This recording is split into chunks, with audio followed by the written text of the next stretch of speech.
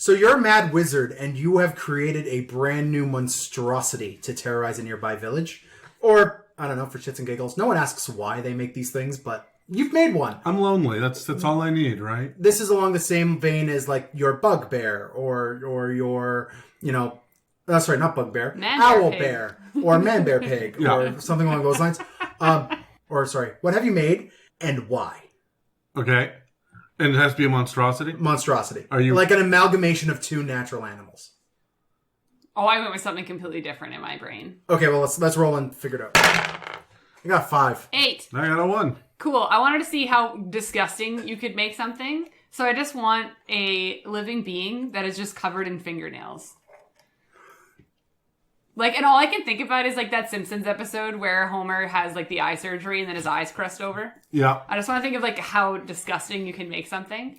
You've gone 80% of the way there, but the correct answer is hangnail. There you go. Just a bunch of hangnails. Just covered in hangnails. I'm sorry, Dave. A bunch of tiny hangnails. Oh yeah, Dave has a fear of hangnails. He's got a phobia about it. Oh, good. And we discovered this one time when I said it would be horrible if you were to grab a hangnail and just rip it all the way up your finger and up your arm. And you vomited? We watched Dave turn green. I'm sorry, Dave. Our friendship has just ended because I've said this. It's been a slice. Really, this is the thing that ended it. Well, I feel like he's gonna hate Not me. the litany of other reasons, but this is the thing. This is what he's gonna hate me for. Yeah.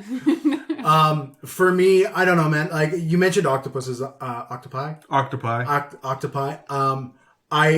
I love octopi. I love the aesthetic of it. And there's a lot of like cracking cults that are based out of it. But I don't know.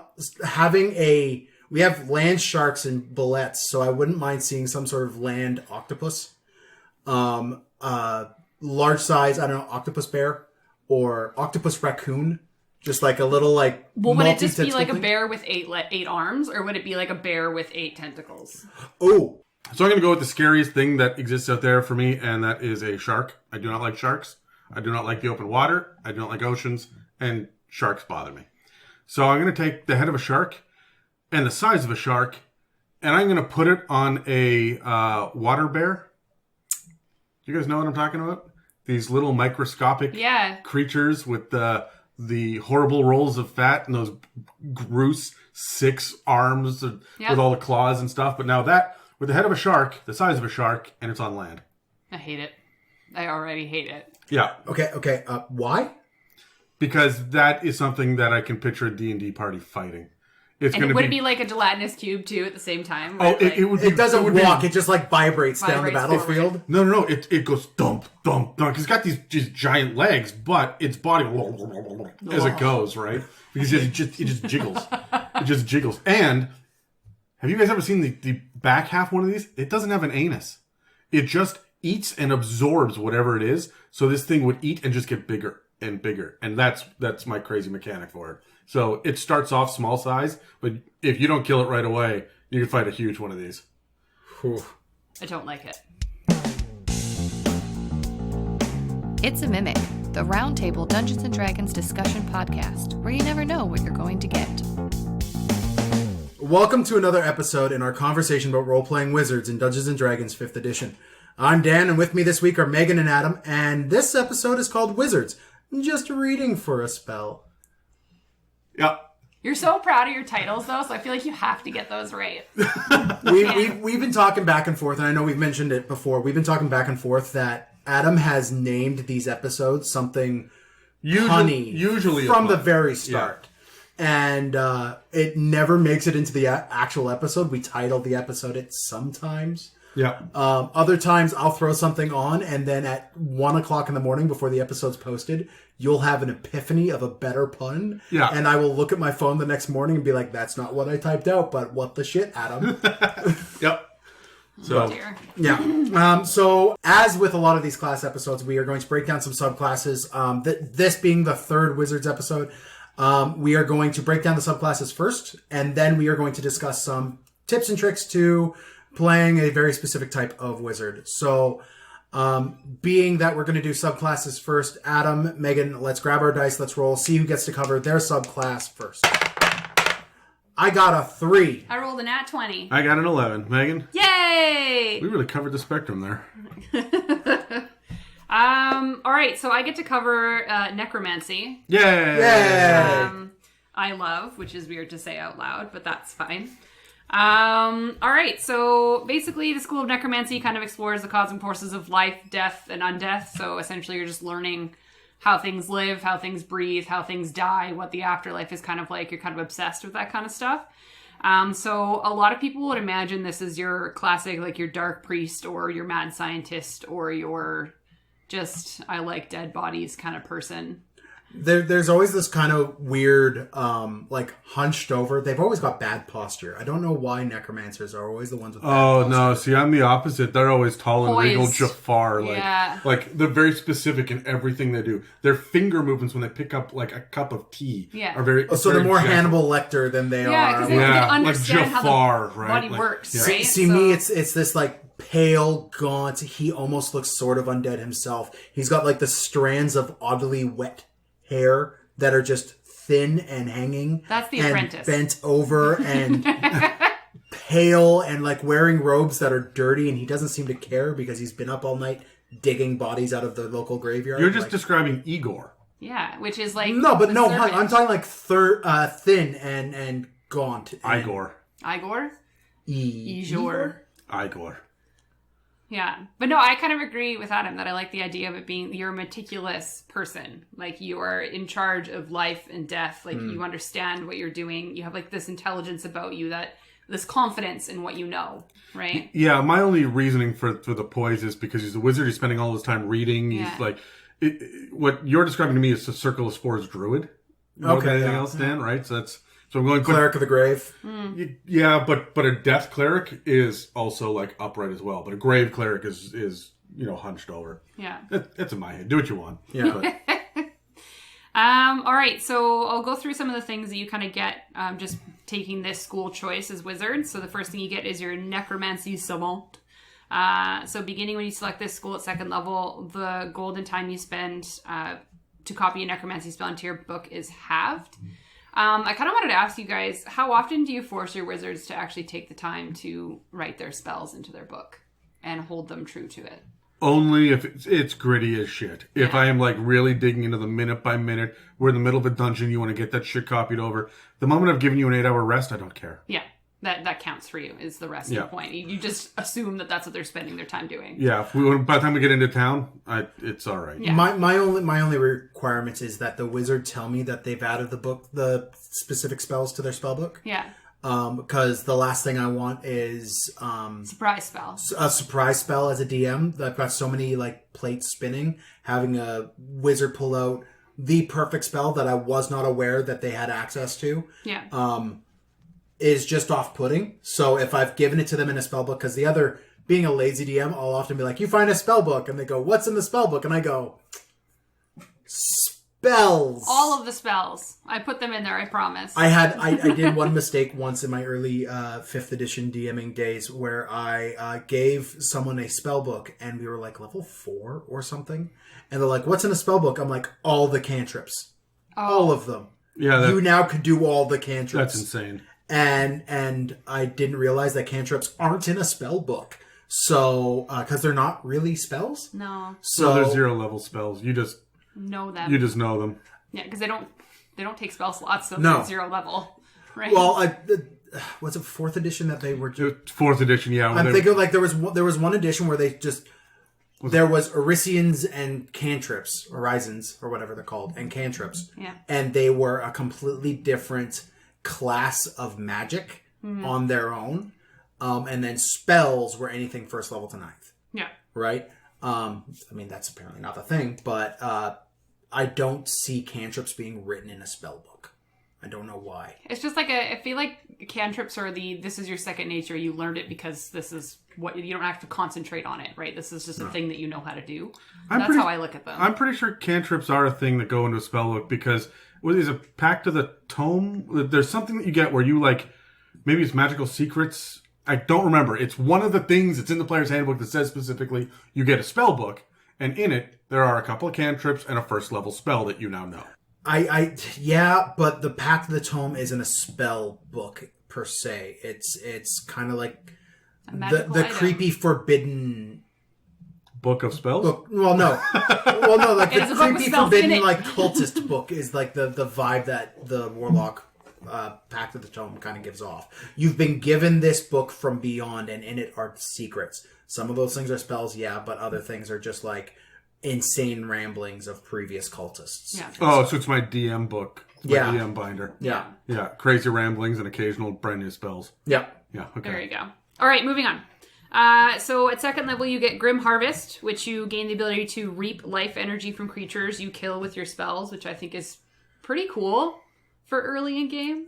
I just love how it's called Harvest. Yeah. Well, Like, it's like, okay, we're going to move on to the next room. 1 second, I must harvest. I've got some harvesting that I need to do. And just like peeling the flesh off a corpse or something. I don't know. Yeah, it's pretty simple. Once per turn, when you kill one or more creatures with a spell of first level or higher, you regain hit points equal to twice the spell's level, or 3 times its level if the spell belongs to the School of Necromancy. You don't gain the benefit for killing constructs or undead, so you can't kill your own just to gain it, which I think is like they have to put that in because I feel like you would just animate dead things, kill them, and gain life, right? If that wasn't in there, there'd be a bunch of nerds like me going, "Oh look, a loophole." Yeah, I'm gonna kill this, animate it, kill it again, animate it. I've done that before as a character, and it's not fun. So, but I think this is pretty cool. The only thing that I can think of that I don't really like about it is the fact that you have to kill it, which doesn't often happen as a wizard until higher level.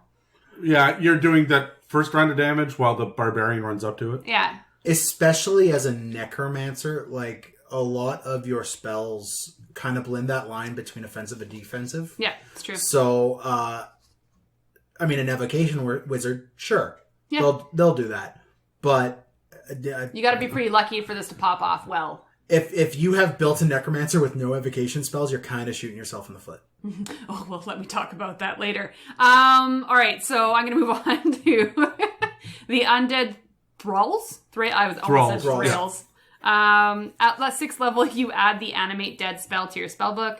If it's not already, when you cast Animate Dead, you can target one additional corpse or pile of bones, creating another zombie or skeleton as appropriate. So basically, if you've already taken the spell or already have it, it just gets buffed a little bit at this level. Guys, we sat at a table with a necromancer for a year and a half, and this is all news to me. I know.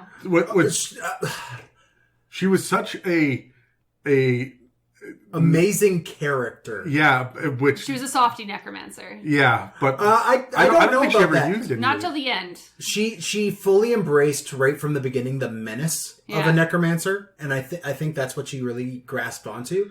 Yeah, the mechanical side of it was an afterthought. Yeah. It was there to be creepy as balls. And as the target for a lot of that menace, she pulled it off very well. Oh yeah.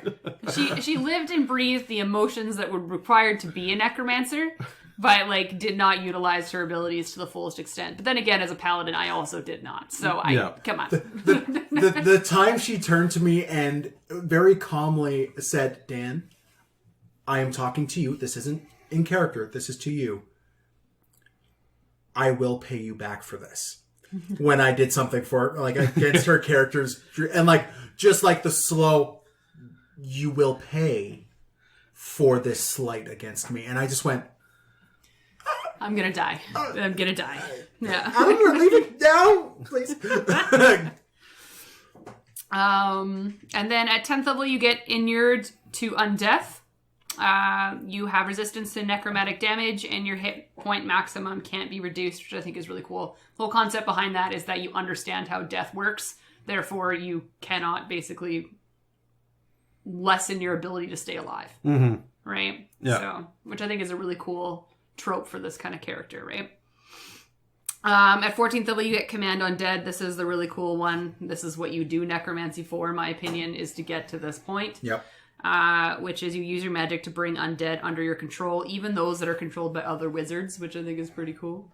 Necromancer against necromancer, shall we say. As an action, you can choose one undead that you can see within 60 feet of you. That creature makes a charisma saving throw against your wizard spell save, obviously. If it succeeds, you can't use this feature on it again. If it fails, it becomes friendly to you and obeys your commands until you use this feature again. So I've read some arguments in the sense that it is permanent if they fail. Or do you actually hold it true to this is permanent until the next time they use this on someone else? How true to the words would you stay as a DM with a necromancer? I tend to go rules as written. Necromancers are powerful. Yeah. Yes. They're already powerful. I'm going to stay... Pretty true to it. Yeah. Yeah. Down to the letter. Yeah, we're going to deviate on this one because I know You're a lot deviant enough, but I know a lot of people play necromancers, play these type of characters in order to have that army. They want to have that swarm that precedes them wherever they go. Yeah. If I was DMing a player that was this, it would be fairly close to raw. But if I'm running an evil NPC wizard that is this level, Yeah. oh yeah, no, he gets as many as he wants. Absolutely not. I'm not bogging down my map. I don't want all these undead running around. How long does it take to get to your turn when there's just 4 people sitting around a table with 3 enemies, right? That's the problem with the action economy here is, yeah, I can imbalance an entire encounter just by adding 3 more goblins to it. But you're also going to be sitting there for an extra 20 minutes during the battle. So. I don't know. There comes a point where you switch combat type. And I think with necromancers, this is where it's really going to be where you start almost going siege and army management. You show me where in the book it teaches you how to do that. Any book. It doesn't. Do we have an episode about it? There will be an episode. There you go. Yeah, it's coming. Stay tuned. But like having a necromancer standing back and just sending waves of undead at a city wall.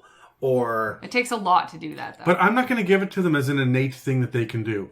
You have a scepter that when the moon is full on Friday the 13th, you can do this one big badass crazy thing, and they're sitting there watching the calendar going, okay. Today. Rise, minions! Right, and then I'm going to do that. Yeah. But to say that they're just going to sit there and raise every free... They're going to go corpse farming. Yep. Hey guys, I know that we're level 17, but can we just swing by a kobold warren? Yeah, I see a graveyard over there. I'm just going to be right back. Yeah. Just give me a sec. Yeah. And that's my problem with it is this game is going to put everybody else in the back seat if they get an army of undead. Yeah. It's true. Well, that's why I would have it as an NPC, not necessarily as a player. With a power like that. Yeah. The only thing that kind of helps it on the DM side is that technically if you're an intelligent undead, it's harder to turn them and they can save against it. So, like, let's say you have, like, an evil big bad guy who happens to be a necromancer and raises, like, his intelligent minions to fight. Like, it would be harder for them to control. Your vampires and revenants exactly, and that kind of stuff. Right? Yeah. It is a little bit more difficult, and they can save against it, so it's not permanent for them. Yes, Dan? Just thinking of a necromancer walking up to a lich going, you're mine now. And the lich just botching that roll. Oh, man. Could you imagine? But they can save against it, though. Every round. I don't know, man. It doesn't sound like much of a lich. It sounds like a bit of lich to me. Stop it. What's up? I hate everything about that. But yeah. Me too. That is the Necromancer in a nutshell, shall we say.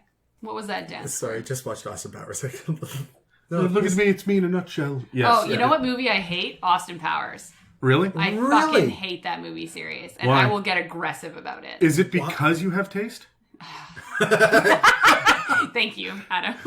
Like, they are not good movies. I was 14 when the first one came out. That was like down my fucking alley. That was my sense of humor. Yeah. And then as they continued to come out, they just got dumber and dumber. Oh, this one is fat and shit jokes. Oh, and the third one is about gold penises. Let's laugh. It did not age well. No, and I really, really grew out of that comedy.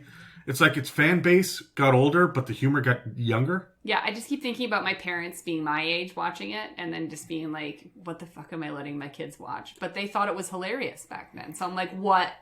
What? To me, that's Napoleon Dynamite. Oh, really? Yeah, I cannot stand that Napoleon movie. I love it. I'm like, why is this funny? This kid is just awkward as shit. And I think it's because I project a lot onto him. I'm like, yeah, no, that was me in high school. Shit, okay, fine. And that's why everyone else is laughing so hard, Dan. Yeah. This is why we're friends. Adam, you're next. So I got the School of Enchantment, and I love me some enchantment. Enchantment wizards are all about controlling other people's minds. This is the idea of enchanting and charming and wonder. And by the way, before I get started, when it says the word charm in the description of a spell, it does not mean the charmed effect. You charm someone and get them to do this and this and this. That's not the charmed effect itself. However, there are some creatures that cannot be charmed. That says in their flavor description. So they won't be affected. But others that don't say that in the flavor description but have the charmed effect under the condition immunities would still be affected by it. Like, this is another one of these, like, poisons. Yeah. Poor wordings that's in here. Right? And so you need to talk with your DM about what is charm. Are you running it like anytime you see that word, that's what it means? Because you're going to be pretty limited if that's the case. Yeah. So, most of them are peacemakers. They want to stop violence. They want to keep things from popping off. That's where you get a lot of your friends and calm emotions, those kind of spells. But there are definitely some of them that go out of their way to be controlling and manipulative and whatnot. I'm thinking of what Ka, the snake from Jungle Book. Yep. Right, would have been an enchantment wizard. So you get enchantment, savant, like every one of the classes that we've had, or the subclasses so far, has had this savant so far. Yeah. Has had this savant given where at second level, you have the golden time that you would spend a copy, from this class or from this this school over. So at second level, you get Hypnotic Gaze, which is a parade that happens downtown all the time, and you just can't look away. It's amazing. I think the spelling might have tricked you a little bit. Oh. Look into that again. Right. Okay. Yeah, so, yeah. Starting at second level, when you choose this school, your soft words and enchanting gaze. Right. With a Z. Right. Yeah. Can magically enthrall another creature. So, as an action, you choose one creature that you can see within 5 feet of you. So, if it's beside you, and then if they can see or hear you, they've got to succeed on a wisdom save or be charmed by you until the end of your next turn. The charmed creature's speed drops to 0 and the creature's incapacitated and visibly dazed. Yikes. Wow. On subsequent turns, you can use your action to maintain this effect, extending its duration until the end of your next turn. However, the effect ends if you move more than 5 feet away from the creature, if the creature can neither see nor hear you, or if they take damage. At second level? Yep. And once this effect ends, or if the creature succeeds on its initial saving throw against the effect, you can't use this feature on that creature until you finish a long rest. This is Poison Ivy. Yeah. That's pretty cool. It's cool. I don't think it's unbalanced because it basically removes your wizard from the combat as well, other than bonus actions. See, I'm not even doing this in combat. This would be your chatting and your controlling. Yeah, this is me saying, come over here. Come with me. This will be fine. Right? And all they do, their speed drops to 0, and they're incapacitated and visibly dazed. So you have to stand beside them. And you have to use your action to maintain it. But if you have bonus actions, and there are some, you can very much... This is how I calm down an NPC that's freaking out in a combat.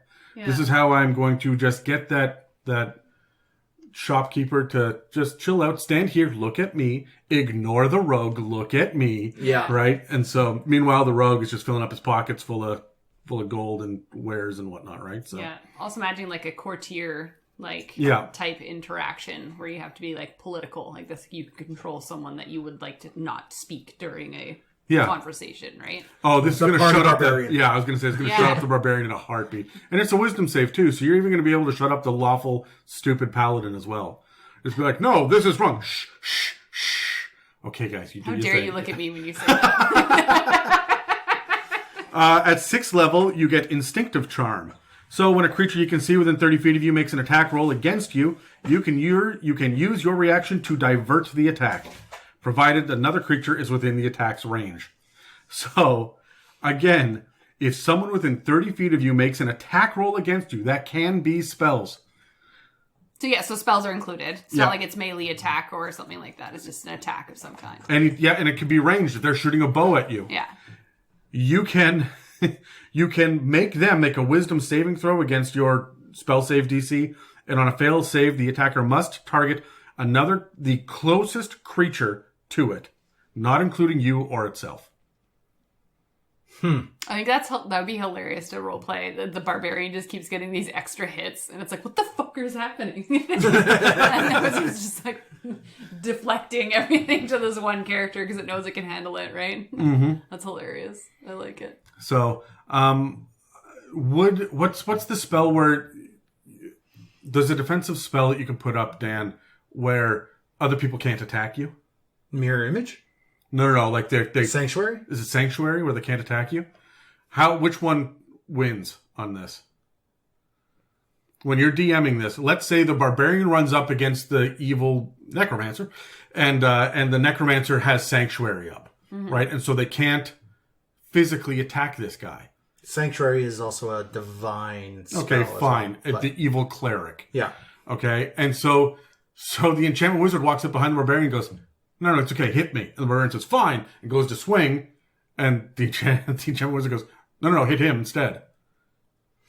Would that surpass Sanctuary? This is part of the problem of 5th edition, where these situations can come up quite easily. This is just D&D in general. This is all D&D in general.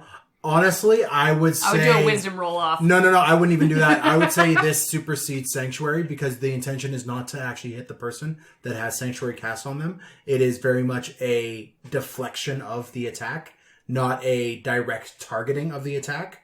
No, it's specifically that they've got to target someone else. Because if multiple creatures are closest, the attacker chooses which one to target. The attacker chooses. So this is more of you going, no, you would rather hit that guy. Then he would have to roll the save for Sanctuary. Sanctuary would win. Okay. On a successful save, you can't use this feature again until you finish a long rest against this attacker. You must choose to use this feature before knowing whether or not the attack hits or misses, which is pretty standard. Yeah. At 10th level, you get Split Enchantment, which means when you cast an enchantment spell of 1st level or higher that targets only one creature, you can have it target a second creature. This is powerful. I love it. And at 10th level, that feels right. Yeah. And then at 14th, you get Alter Memories. This one is my favorite. At 14th level, you gain the ability to make a creature unaware of your magical influence on it. When you cast an enchantment spell to charm one or more creatures, you can alter one creature's understanding so that it remains unaware of being charmed. Additionally, once before the spell expires, you can use your action to try to make the chosen creature forget some of the time it spent charmed. The creature must succeed on an intelligence saving throw against your spell save DC, or lose a number of hours of its memory equal to 1 plus your charisma modifier, which is going to be probably 2 or 3. Like your as a enchantment wizard, you've got charisma. I don't need charisma as an enchantment wizard. I've got all these charm spells. Fuck that. I'm pumping it into con and dex. I don't know. I would still say, because an enchantment wizard to me feels like the one who kind of wants to talk their way through a room, and will. But I have the magic to back that up. I don't need to be a bard. But if you run out of the magic, they're still going to have At 14th level, I'm not running out of magic. Not for social scenarios. I was gonna say that this is more of a social scenario. Yeah, I guess that's use. True.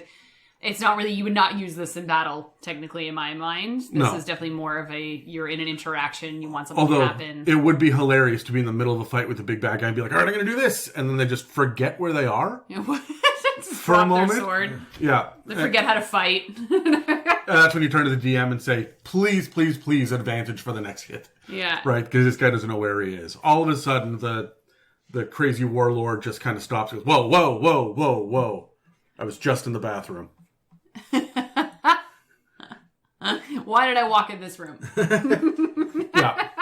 So, this to me is really, you would put charisma on top of this. You're wasting all of those skills. No, I would definitely put charisma on top of this. I'm never going to use persuade. I'm never going to use the thing is intimidate. The charmed condition gives you advantage on those social skills. Doesn't make them auto passes, gives you advantage. So you're still going to need to have the ability to use those skills. And relying on, if you don't have a high charisma and you don't have the skill points in it, then you're kind of relying on the fact that you have the advantage, which, yes, is powerful and is my favorite part about 5th edition, but if I'm playing an enchantment wizard, I'm playing someone who not only has a moderate charisma. I mean, he's not outpacing the bard or the paladin, or the warlock, or the warlock, or the sorcerer, right? But an enchantment wizard could be the face of the party, and I don't see why. Yeah, I would say that it depends on the type of game that you're playing. If you are playing more of like a courtier, political kind of game where you're going to have more social interactions, I would probably pump more charisma into it because you're going to need that for the saves, all that kind of stuff. But if you're building it to still be able to fight, then you would definitely prioritize something else. See, okay, I've got a unique build I was about to get into. We'll talk about it later. But I would not do this. If I want to go combat, I'm not going anywhere near charisma. The charisma will take care of itself. The enchantment wizard that I'm using is just going to be like, hey, no, don't hit me. Yeah. Go hit that guy instead. Wouldn't it be better if you went and counted all of the rocks on the beach? Right? And I'm sending people away. Get out of my way. I don't care. Right? And I don't need charisma saves or checks to do that. Right? So, I don't know if I'm relying on my intelligence on this. Yeah. It does feel like charisma should be your casting stat for this. And I might even homebrew that. Use charisma instead of intelligence for your wizard. Yeah. I mean, at the same time, this is and I realize I'm arguing against myself at this point. This is your bookish wizard. This is not pass over the fact that this is an intelligence caster. Because they sit there and they study and they go. So this guy is the guy who, I don't know, watches like pickup artist YouTube channels, for like the creepy bend on this guy. He wants to know how to talk to people to manipulate them. It's Chris Angel. Yeah. Yeah, but I'm going to take that a step further. And a politician. I cannot quote my sources on this, but I distinctly remember seeing many cartoons and stuff when I was a kid where there would be, superheroes, so on and so forth. And there's that one guy who is like the greasy looking guy covered in pimples or whatever that everybody just loves for one episode. You're like, why? What is this about? Right? And it's because he's enchanted them somehow. There's mind control involved.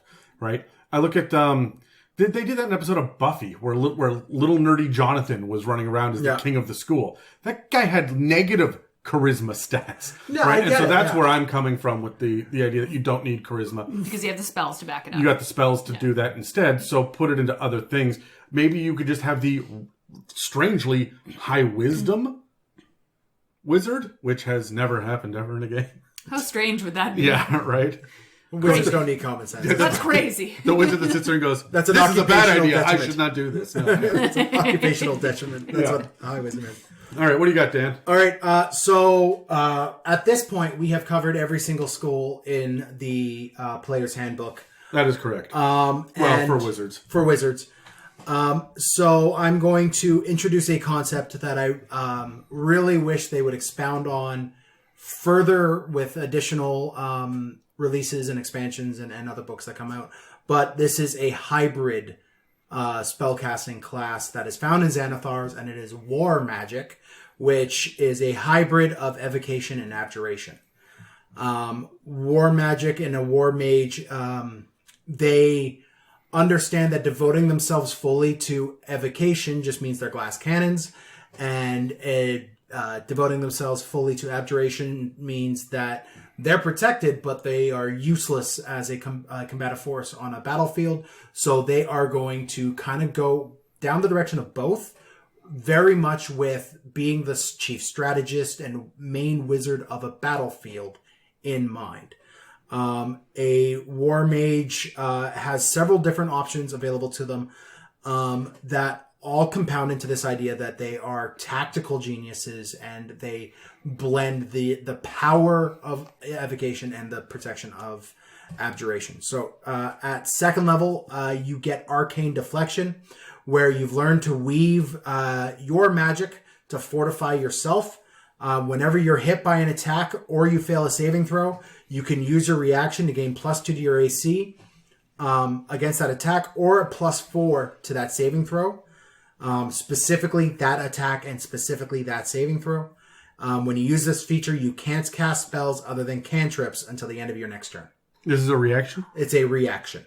Oh, that's weird. Yeah, there's spells that do the same thing. Yep, and it would stack with this. It would stack, yeah. I would say it would stack with this, Yeah. But having to have that once a turn +4 to a saving throw, and then on your next turn you're casting cantrips, which whatever your cantrips are powerful enough as it is. Depending what you choose. Right? And there's also a bunch of bonus action options open to you still. Not convinced. I have played a War Mage. This was incredibly powerful. This saved his skin more often than not. At second level, you also get Tactical Wit, which is where you get to add your intelligence modifier to initiative rolls. Yeah, okay, that makes sense to me. That's cool. Yeah. The idea that this is a bad idea. Yeah, I understand this battle map, and it's not going very well, so I'm going to go first. Yes. Thank you. Yes. Yeah. At sixth level, you get Power Surge, and a lot of your War Wizard abilities are going to focus around your Power Surge ability. You can store a maximum number of Power Surges equal to your intelligence modifier. Whenever you finish a long rest, your number of Power Surges resets to 1. Okay? So you always have at least that 1. Whenever you successfully end a spell with Dispel Magic or Counterspell, you gain Power Surges. So you're absorbing spells. Sure. The way it says, as you steal magic from the spell you foiled. If you end a short rest with no additional Power Surges, you then gain 1 Power Surge. Now, once per turn, when you deal damage to a creature or object with a wizard spell, you can spend your Power Surges to deal force damage equal to half your wizard level. All right. It's fairly weak at 6th level.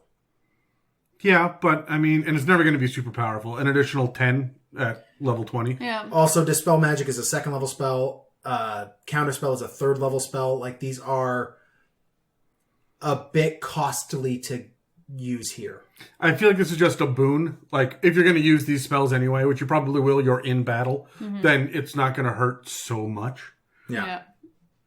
At 10th level, you get Durable Magic, where if you are maintaining concentration on a spell, you get +2 bonus to AC and all saving throws. Period. That's pretty cool. Like, you buff yourself so that you can concentrate on something, which is nice. Yeah. At what level? 10th.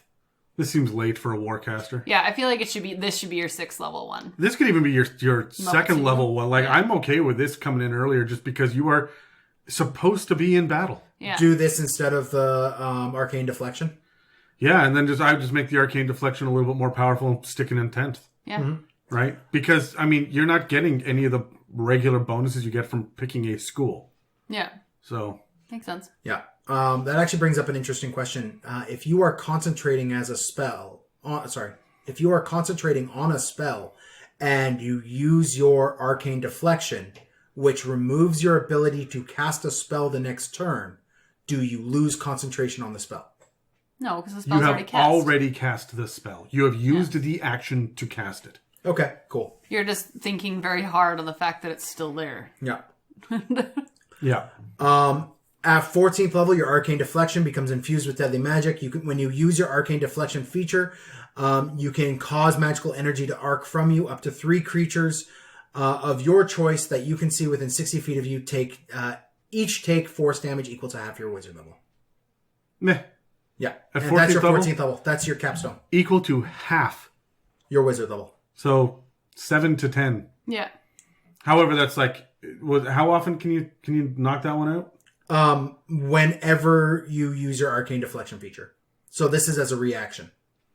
So not only are you deflecting that damage coming at you, you are targeting multiple creatures and dealing.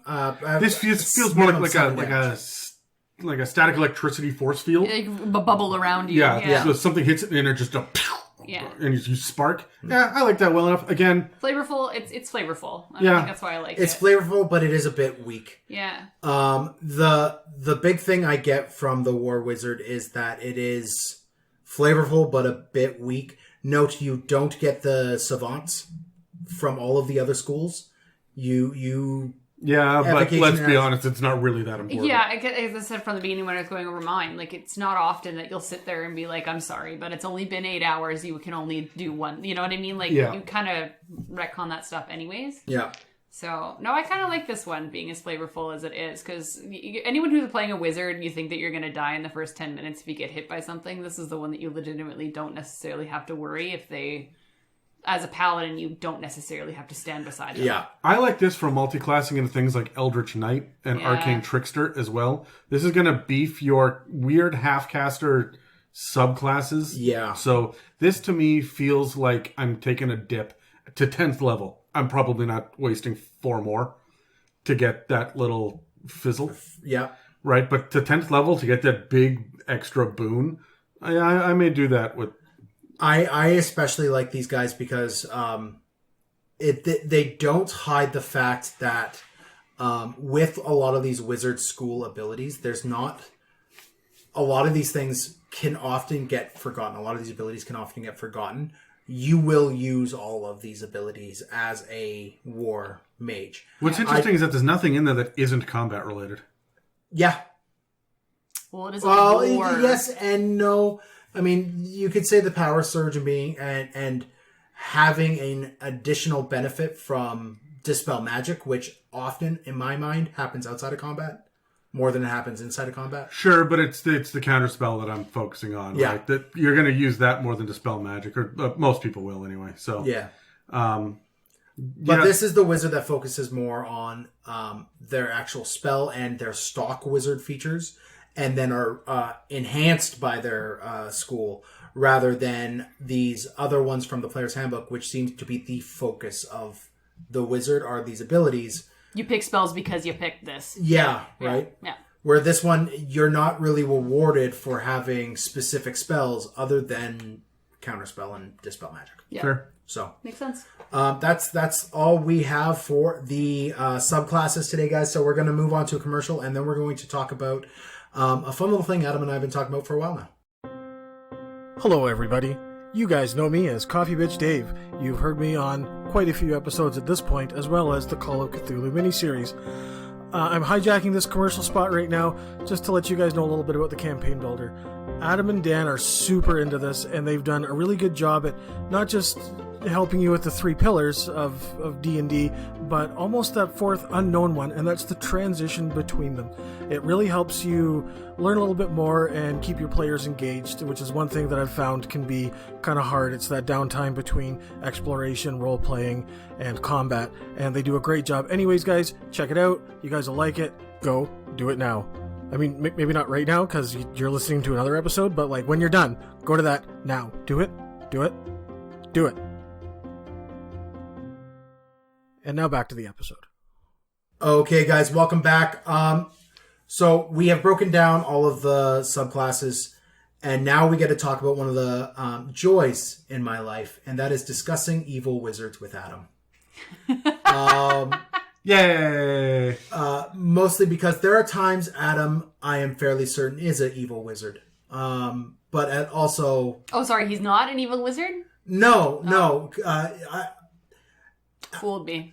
Adam gives and takes away. That's what I have learned. Giveth and taketh away. All the world in balance, Dan. Creepy. So if you guys have noticed with this episode, with the subclasses we chose for this episode, we've got Enchantment, we've got Necromancy, we've got War Magic. These are the 3 that could lend very easily into playing evil wizards. Are there any others that come to your mind as ones? Let's roll dice and move on. And then I want to talk about actually playing evil wizards and as a DM and as a player. So, which wizarding schools are inherently evil? Got 9. 5. 16. The most evil school by far is 100% the one I talked about. Enchantment. Yes, I agree. Yes, absolutely. The ability to mind control people.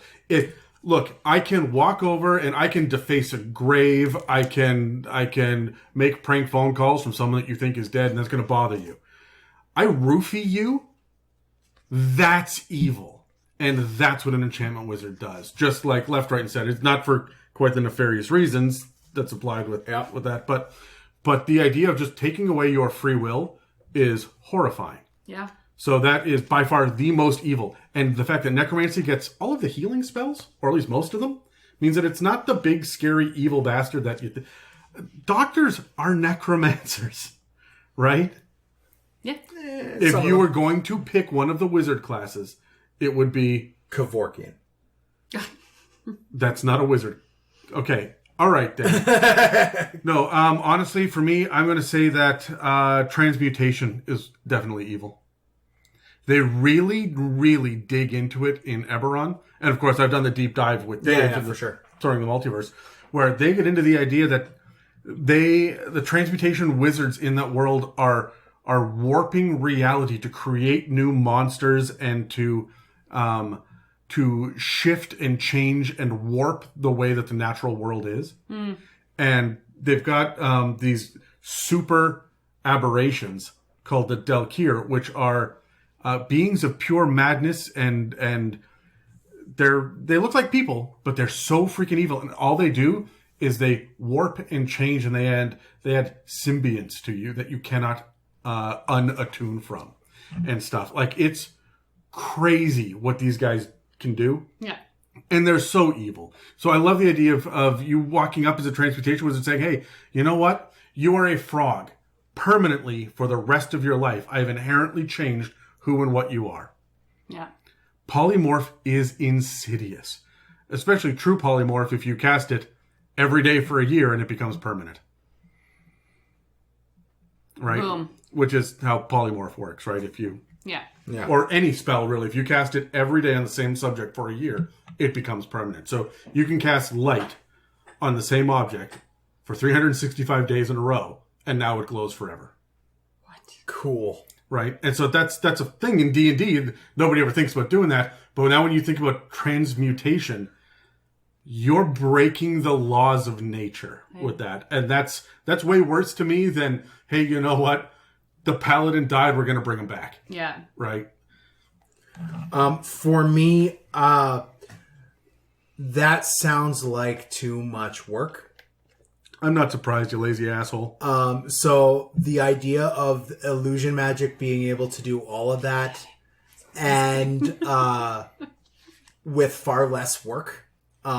Yes, the permanency, I guess, is less there, but being able to cause absolute discord by throwing up a wall or making a small illusion of a letter confessing a tryst with a devoted family man or something. Like, there are some really twisted, evil things you could do with illusion magic, and it is all about obfuscation and hiding the truth of things.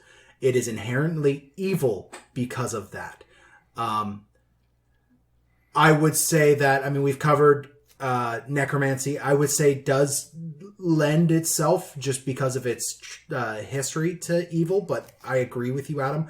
I don't see it being inherently evil. Not like it has been. Not like it has been. No, it's just been given a bad trope because what you animate is inherently "quote unquote" evil. Yeah, but zombies are scary. Well, you look at the previous editions, and the good evil side of things wasn't so much about selfishness as much as it was sanctity of life. Yeah. So that's when they were. You are perverting life by creating undeath. So I could see why they were more evil then. But that's why I'm making the argument for transmutation. Yeah. Right? Because that's perverting life. And enchantment is perverting free will. And you're saying illusion too. See, everything you're talking about with illusion, oh, there's this letter that I've created. Sure. Yeah, but I'm an enchantment wizard. I can make you think there was one. I didn't have to make one. Yeah. Right? I can do the same thing, but with less effort. So I was gonna say illusionary magic as well, just because of the mindfuckery. But I love the example that it actually gives right in the book. Okay. You make them believe there's a bridge there, and they walk off a cliff. Yeah. Yeah. So like, it doesn't necessarily have to be. It could get bad. Yeah. So you could do this. Like in my mind, this is if you had an illusionary wizard who is a big bad evil guy, or even a character that was playing in a game. This would be a game you'd want to have sanity saves for, because you're making them legitimately see things they believe are real. So you can actually play into the fears of your characters. There are thousands of spiders in front of you. You can, like, it just, again, the evil is the mind fuckery. The illusion wizard who is evil is the one who goes, oh, I wonder what you would do if you saw your children getting flayed in front of you.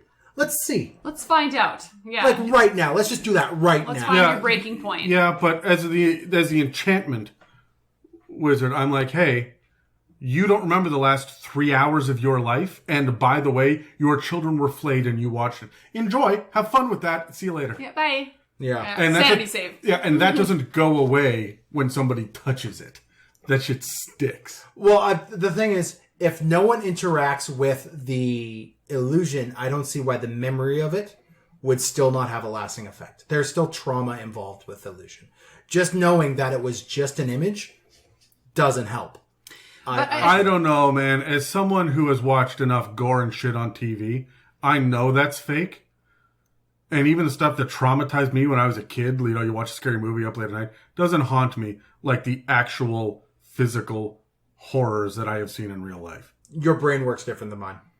I think we've established that over, 90 episodes of this fucking podcast? This is not what this episode. We could do an episode about that. About how different your brains work. But Psychology Hour with Megan. Yeah. Let's talk about this. So we have an idea of which class... I mean, can we just agree evocation isn't inherently evil? It's destructive, but it's not inherently evil. Well, I mean, it is destructive. I mean, it's not based on creation. Let's go through them. Divination? Divination, it could be. It can be used for evil, but I don't see it as necessarily being evil. It's creepy. It can be creepy when you are scrying on people. Like, look, yeah, you're essentially installing. Yeah, you're installing toilet cams with your brain, but all over the entire world from someone you just looked at walking down the street. Abjuration is protective. It's protective. Conjuration is, hey, look, I made a paddle. Yeah. Right. I mean. You can Conjuration is also like summoning demons from the other world to wreak havoc, right? Like they're... Yeah, but it really depends. You can also summon elementals, which are neutral, or fae, which are just annoying. Yeah. But, I don't know. There are... I want to talk about blade singing, but we haven't gotten there yet. Blade singing is just lame. That's all it is. So hold on. What did we miss? There was... We've got abjuration, we've got illusion, divination, evocation, transmutation, conjuration, enchantment, I think and necromancy. Yeah, we've got them all. That's them. And war magic? War magic to me is just... War magic is actually what your argument of evocation was. Like, it's destructive, but it's halfway between, because of all of the deflection stuff, it feels halfway between abjuration for yourself. Well, that's very specifically what it is. Yeah, and actual, like, evocation, because you're doing all this force damage to other people. But there's also nothing stopping an evocation wizard from taking mage armor.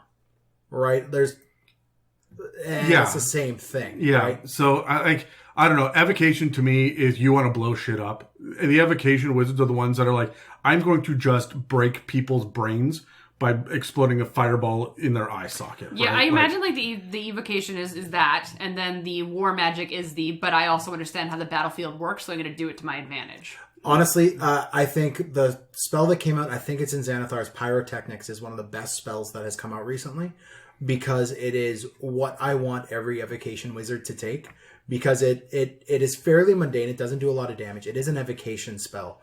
But you are creating like sparks and flares and smoke and noise and all that. And like, it would be my go-to spell as a war mage for that reason, where it is there to confound. It is there to distract.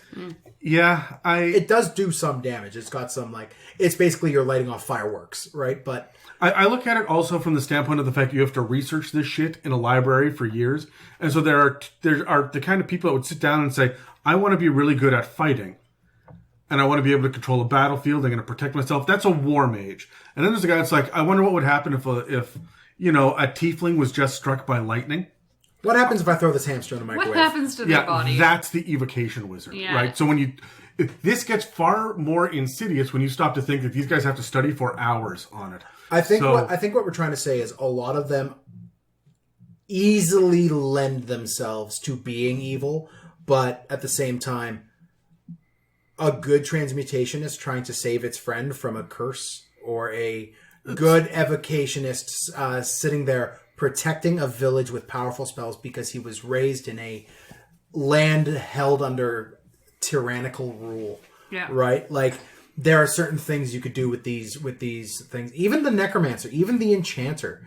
Like, the enchanter I have a friend who's a bard and I wanted to do what he did, but I don't have, as Adam would say, I didn't have the natural ability to do it, so I just learned the spells. I figured it out. Right? Yeah. It's not evil. It's, rethink your life, but it's not evil. Right? So there's a little bit to both here, but we can agree that even though the subclasses themselves could kind of lend their way either way, some spells that we have seen are absolutely insidious. Yes, absolutely. So let's grab our dice again here. What in your mind is the most insidious spell available to a wizard? Got a 10. Oh, 4. I got a 9. What do you got, Dan? Modify memory. Okay. For everything that the enchantment wizard had at the end of it, with their 14th ability, modify memory is that, just a little better. You can make someone remember whatever the hell you want in vivid detail, and they take it as gospel truth. It's absolutely terrifying, absolutely insidious. If I was to choose like a lower level spell, because modify memory is like 7th level, 6th level, like 8th level, it's in that higher tier. Chill touch. It's fucking creepy as hell, and it is inherently And it has evil. nothing to do with ice. It has nothing to do with ice, but you summon a little skeletal hand to attach to something, and In makes my head, them cups. and it makes them heal less. There's not a lot of spells that say you heal half the amount of hit points. Yeah. But this cantrip can make you do it. Yep. Right? Like Yeah. it's I get all sorts of no feelings from Chill Touch, and Modify Memory is one of those spells that is never in my games because woof, the things that are available to people when they have that. So what I'm getting from this is that you appreciate a warm touch, Dan? It does also cup. Yeah. But beforehand, yeah, you don't need no. Just warm it up for you. No. I'm going to hold my action. Megan, what's yours? You're holding your action. Yeah. Okay. I'd rather you hold your action than other things.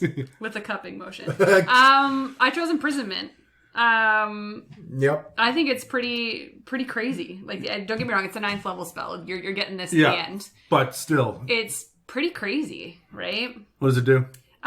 So you create a magical restraint to hold a creature that you can see within range, and it kind of freezes them in place, basically. So they don't have to eat, sleep, breathe, anything. You're basically just stopping their existence for a hot second. And then they have a bunch of different flavored areas, like ways of making it, you do it, like heavy chains, or their burials, or hedged prison, which I just imagine being surrounded by trees. You're stuck in a labyrinth. Yeah. That's what I see that. I picture the end of The Shining. Yes, yeah, exactly, right? So I just think we were talked about how like the evil spells are the ones that are really good with mind fuckery, and I feel like this one you really can do. And I'm just imagining the big bad, you just surround them with hedges, and that's the end of it, and then they go crazy and they die in this fake labyrinth that you created for them, right? It's just a weird... I really like it. Yeah. I was reading it and I'm like, why? And in my mind, I'm like, I've never played a wizard in my life, but if I do and I get to that point, this is one that I would want to take for the flavor purpose behind it, right? Yeah. So, or if you just have the barbarian and want to torture him for a little while because he's being annoying as all hell, you just lock him in a thing of chains. Just go, or just put him in the labyrinth. Go for a walk, man. Walk it off. Yeah. Oh man, your barbarian would hate you. But then there's also like just the simple ones, like, and I say simple ones, but like Finger of Death. And like things like that where you can just like, or is Power Word Kill wizard, or is that that's wizard? Yeah. Wizard as well, right? Those ones that are just like insta deaths. I get that. The prolonged suffering I feel is far more evil. Satisfying. Okay, all right, hold on. I'm going to cut you off because I've been obsessing about this question for like 2 weeks. Yeah. It has been freaking me out, about what is the quote-unquote most evil spell.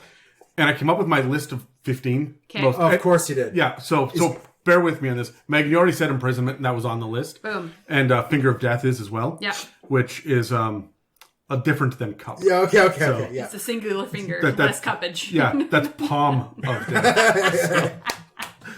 The way of the open palm, Dan. So, oh god. Anyway, so bear with me. Small death? I'm not going to get into all of the mechanics for it, but I want to run through my list really quickly because, and I just want to hear: do you agree? Is this evil? Would an evil wizard have this. Okay, yeah, go All ahead. right, because I couldn't pick one. Yeah, let's do this. From Xanathar's, the Horrid Wilting. You draw the moisture from every creature in a 30-foot cube centered on a point that you choose within range, and each creature must make a con save.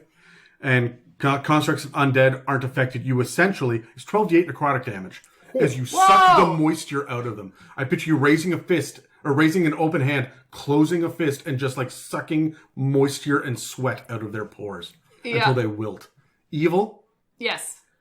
This is like this is 8th level. Yeah, I'm imagining like Ursula in her tomb where all like the dead like shrivel bodies up, are like, meh, like that's what I'm imagining. Which is odd because it's underwater. Yeah. Yeah, evil. Plants and water elementals make the save with disadvantage. Yeah, fair enough. I like the visual of like you pulling all of the fluid out of the creature, and it just hovering in front of them and then drops and splashes uselessly on the ground. Yeah. This is how you scare the barbarian into behaving. You're like, I'm sorry, just like suck everything out of there. Oh, if you were using this to scare your barbarian into behaving, I certainly hope there's been at least 12 more steps before you've gotten to this. Like, most barbarians are in a 12-step program. Yeah, that's fair enough. Okay, my next one is, and bear with me, this is a little unusual, Awaken. Do you have the invert? Okay, cool, yeah. Where Awaken is when you give sentience to an object.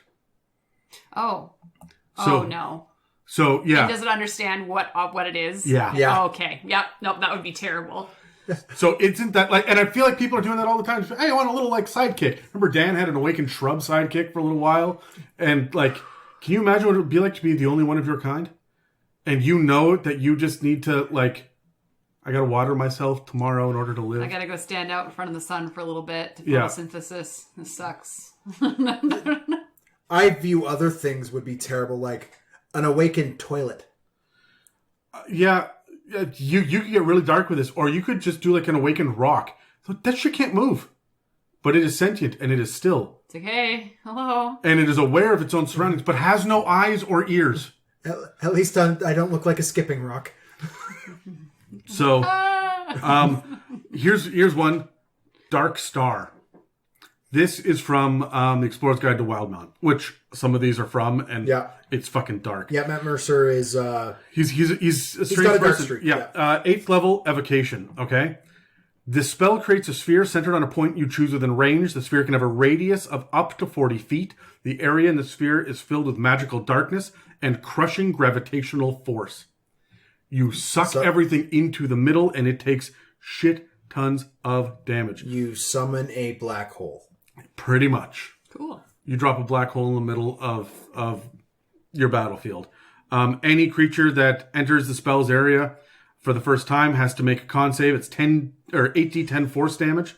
Yikes. Also, anything that's entirely inside the sphere is immune to thunder damage, and creatures are deafened while entirely inside it because sound does not move through this area. So you can't even call for help. You enter darkness, and no one knows what's actually happening inside. Evil wizard spell. Also, it's difficult terrain. So 40-foot radius, so you are doing this even if you are able to move away from it. 80-foot sphere. Well, no, 44, it's an 80-foot diameter sphere. Yeah. But even if you get sucked into the middle of it, it's difficult terrain. It's going to take you a couple of rounds to get out of it. That's huge. Wow. 8th level spell. Yep, that's worth 8th level. Yeah, I see that. But evil. Evil. Oh, yeah. Yep. No, I would say that one's not evil. You don't think so? That's a powerful evocation spell. I don't see that one as being innately Would this fall evil. under your destructive but not necessarily evil kind of thing? I view a good evocation wizard choosing this to control a battlefield. I am putting the idea of the fact that you are taking shit. You are being crushed down into nothing. This is not you getting stabbed through the heart and you're dead next round. This is you slowly getting crushed. And no one knows you're in there and you can't get out of it and you're blind. And the fact that it's 8th level, somebody spent a lot of time learning this to be able to fuck people up like this. Yeah, I don't see this being an innately evil spell, unfortunately. I don't see good wizards looking this up. I do if they have a big fight that they're preparing for. I see a wizard having this one like it's. How can I incapacitate the evil big bad guy? how can I incapacitate his army? Yeah. So that this party of adventurers could go take out the bad guy himself. Yeah, everybody Right? This stand is a back, let me take care of the precautionary little spell. things. Yeah. I don't know. It still feels evil to me. It could be. It- But I kind of, it- It could be, but Well, look, we say imprisonment is evil because you're trapped and you don't know where you are and you're stuck. but for a long ass time. This is just a spell. Like this is how it's like long throwing is a this fireball at somebody. This will last up to a minute. for a combat, right? Like Okay, well, hold on. That brings me to my next one then. Delayed blast fireball. Mines. again, it's for the same reason. I view this as a great protection spell through offense with delayed blast fireballs and the black hole summon. So for those of you that are listening that don't know, delayed blast fireball is really just fireball, except It's on a timer. it's on a timer It's a mine. before it goes off. I think this is insidious because there's a little pinprick of light, which is the giveaway on this. And if you cast this in the middle of a bright sunny field, they don't see this coming. I'm thinking about the landmines that were used in, Southeast Asia. How long is delayed blast fireball? What's its possible? Like, how long can it Sit last there. for? So it'll last for up to a minute, right? However, its base damage is 12d6. If at the end of your turn the bead has not yet been detonated, the damage increases by 1d6. Whoa. Wow. Again, in a world with tinkerers and alchemists and artificers who could make I believe mining a battlefield is evil in any way, shape, or form. And the results you see in Africa and Southeast Asia with children having to spend the rest of their lives without a leg because of it, that is evil. Or a parent. Or a parent, yes. Yep. Delayed blast fireball ending after a minute is a humane version of that. Sure, but here's my thing about it is, if I'm going to have, let's say that I pick my evil wizard, and I'm the DM, and I'm going to put that up against you guys, I'm just going to put rooms full of light. You never know when the next one is coming. But that it's is also, a level of paranoia. That is mind fuckery right there. But it's also concentration, so you can only have one of them up at a time. Yeah, but as long as I'm out of your sight, if I'm just a little bit further ahead of you, I can cast it. You don't know when I've cast it, and it's coming. I don't disagree with you where I think it could be evil and it could be insidious. I don't see this one as inherently being an evil spell. That's my opinion on that one. Okay, Megan? I kind of agree in the sense that I think the ones that are inherently evil are, when you think of them, will only work for an evil wizard. This one I feel could work for either or. It can work for a battlemonger. It can work for anyone. It can work for either or. All right, demiplane. You create a shadowy door on a flat, solid surface that you can see within range. The door is large enough to allow medium creatures to pass through unhindered. When open, the door leads to a demiplane that appears to be an empty room 30 feet in each dimension, made of wood or stone. When the spell ends, the door disappears, and any creatures or objects inside the demiplane remain trapped there, as the door also disappears from the other side. Evil. Each time you cast this spell, you can create a new demiplane or have a shadowy door connect to a demiplane you've created before. Additionally, if you know the nature and contents of a demiplane created by the casting of the spell by another creature, then you can connect to that demiplane. But the idea that you can say, hey, everybody, come in here. Right through this door. Yeah, it's creepy. There is no other reason to do it other than psychotic fuckery for somebody. I could see it being, well... You can get a rest out of it. You could get a rest out of it. I view this as being evil in quotations. Like, you can use this for evil, but it's also, it's oddly masturbatory as well. Like, look at this world I made. Yeah, I don't know. It just feels like a pocket universe. It just reminds me of imprisonment, but more intentional. Like yes, yeah, and that's why it for 8th level you get it earlier too, right? That needle is pointed more towards the evil side for me. Yep. It's not buried, but it's okay. Feeble mind, 8th level enchantment. Yes, you're lobotomizing things. Yeah, you blast the mind of a creature that you can see within range, attempting to shatter its intellect and personality. Yeah. It takes 46 psychic damage and has to make a save, an intelligence save. On a failed save, its charisma score becomes 1. It can't cast spells, activate magic items, understand language, or communicate in any intelligible way. It can identify its friends, follow them, and protect them. At the end of every 30 days, the creature can repeat its saving throw against this spell. Yeah, no, you are lobotomizing somebody. Yeah, you're destroying For a someone's month. life. Yeah. Yeah. Evil? 100, buried. Yeah. Flesh to stone. You attempt to turn one creature you can see within range into stone, and then a whole bunch of effects. You essentially petrify them and turn someone to freaking stone. Yeah. Evil. The successes and failures for this, because there's a bunch of different, like first you're restrained and then eventually you end up being petrified. The failures don't need to be in a row. So these are essentially death saves. Yeah. Evil, Dan? Yeah. Imprisonment, we talked about. Yeah. Which was a lot of fun. Power word pain. Yeah. Yeah, evil. Evil. There's no other reason to do it. You're torturing. You're evil. And also 7th level. Yeah. Yeah. And reality break. This is another one from Wildmount. You shatter the barriers between realities and timelines, thrusting a creature into turmoil and madness. The target must succeed on a wisdom save, or it can't take reactions until the spell ends, which is up to a minute. The affected target must also roll on a d10 at the start of each of its turns. The number rolled determines which one of the effects. On the following table, 1 to 2 is you see Vision of the Far Realm. The target takes 6d12 psychic damage and is stunned. Then there's Rending Rift, where the target has to make a dex save or take a shit ton of force damage. Wormhole, the target is teleported along with everything it is wearing and carrying up to 30 feet to an unoccupied space of your choice that you can see. So all of a sudden, off the cliff. Yeah. And Chill of the Dark Void. 10d12 cold damage and is blinded till the end of the next turn. No. That's just an evocation spell. Yeah? Yeah. Yeah. It's just another one, like, it's a damage spell. Yeah. Yeah. Okay, Temporal Shunt. You target the targeting creature, which must succeed on a wisdom save or vanish, being thrown into another point of time, and causing the attack to miss or the spell to be wasted. At the start of its next turn, the target reappears where it was, or in the closest unoccupied space. It doesn't remember you casting the spell or being affected by it. So you're stealing 6 seconds of this thing's life. And it doesn't know it. Doesn't say it. This is you with protection. This is the Men in Black. Yeah. Yeah. What's the word I'm looking for? Neuralizer. Yeah.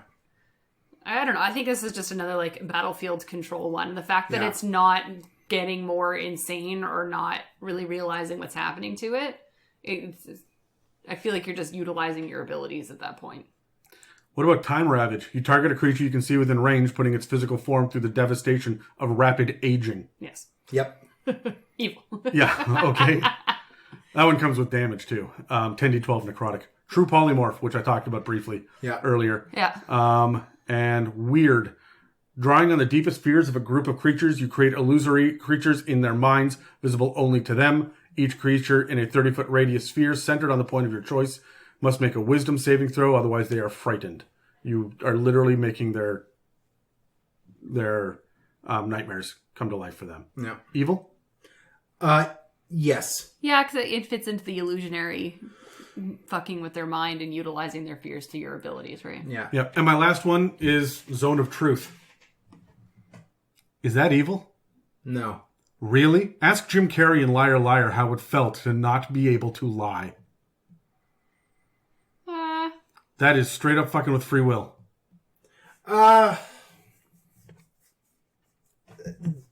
Duration plus everything else. Like, the pain for Jim Carrey was he couldn't lie for an extended period of time. I forget how long that period is. Until he learned his lesson. It was not... Yeah, right? But Zone of Truth is like, if you walk into this area, you probably won't lie.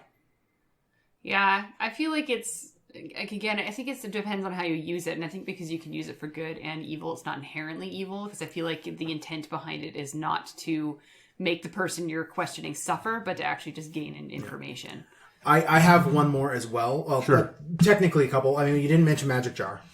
If we're going to throw in prison, you got to throw in magic jar. Trapping. Yeah. Right? Yeah. Soul cage is much the same. Yeah. Right? Yeah, it's all the same conversation. Gaze, I can't pronounce that word. Gish. Yeah. Gish itself could be used. Describe it for people because they. I don't know what it is. You're just saying words. So Gish is a 5th level enchantment spell where you place a magical command on a creature that you see within range, forcing it to carry out a service, or refrain from action or course of activity as you decide. This lasts for a month. If the creature can understand you, it must succeed on a saving throw or be charmed by you for the duration. While the creature is charmed by you, it takes 5d10 psychic damage each time it acts in a manner directly counter to your instructions. So, do this thing. If you do anything else, you're taking psychic damage. Yeah. Not if you do anything else. If you do the exact opposite of this. Yeah. You have to oppose it. To directly counter your instructions. Yeah. And that damage can only happen once a day. A creature that can't understand is unaffected. And you can issue any command you choose, sort of an activity that would result in certain death. Should you issue a suicidal command, the spell ends. But probable death is go crash your car is very much on the table still. Yeah. Now, this is a 5th level enchantment. If you cast this with a 7th or 8th slot, the duration's a year. And if you cast this at 9th level, it lasts until it's ended by either a remove curse, a greater restoration, or a wish. Yeah, this is... When you mess with free will, it's evil. That's my whole point of this entire episode. I think it's the suffering. Like, as long as it's not directly going to end their life, they have to do it, or they take a handsome amount of psychic damage. So I feel like I cast this on you with editing the podcast, Dan. Yeah. It's like on a weekly basis, you have to edit, or you will get yelled at and get 5d12 psychic damage or whatever it is. Yeah, Evil. Yeah, you're not wrong. The last thing I want to throw in there before I want to talk about running evil wizards and playing an evil wizard is the spell Dream, which you didn't put in there. The spell Dream is a fairly mundane message spell. For the first large chunk of it, it's a 5th level illusion spell that basically lets you pop into other people's dreams, control their dreams, and give them messages. Inception. Stuff, right? It's very much Inception. However, if you wanted to have nightmares instead, this is also within the realms of Dream, where you can create echoes of a phantasmal monstrosity that spawns nightmare that lasts the entire duration of the target's sleep, and here's the key, prevents the target from gaining any benefit from that rest.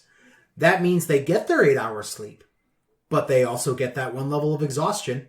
And they don't get their spells. And they don't get their spells or anything back. Or hit dice. Yep. And when it wakes up, it's taking 3d6 psychic damage.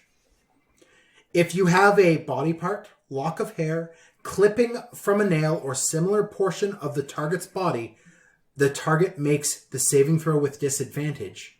This is straight up hag shit. It's sounding creepy at this point. Right? Yeah. You can straight up kill somebody in 5 days with this spell if they fail to save. And if you have a lock of their hair, they will fail it. This is hag shit. Yeah. Yeah.